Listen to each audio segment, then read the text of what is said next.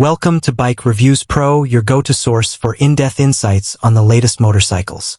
Today, we're diving into the all-new 2026 Honda CB1000F, a bold evolution of Honda's naked sport bike lineage that blends performance, innovation, and aggressive street presence.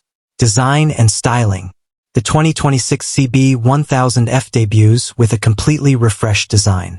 Honda has moved away from the neo-retro aesthetics of the previous CB1000R and adopted a more angular, futuristic look.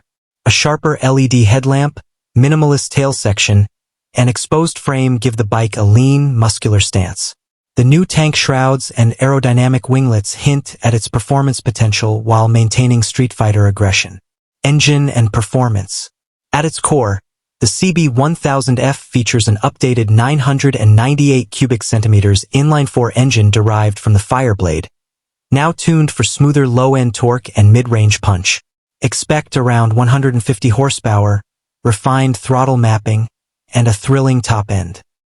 Honda's ride-by-wire system supports multiple riding modes: rain, standard, sport, and custom, allowing riders to tailor the bike to any condition or mood. Chassis and handling. Built on a revised steel backbone frame with a new aluminum subframe, the CB1000F boasts better weight distribution and improved rigidity. A fully adjustable Showa SFFBP front fork and rear shock ensure confident handling, whether carving mountain roads or commuting in the city. Curb weight has been slightly reduced for sharper responsiveness and better agility at low speeds. Technology and features. Tech-wise, the CB1000F comes loaded.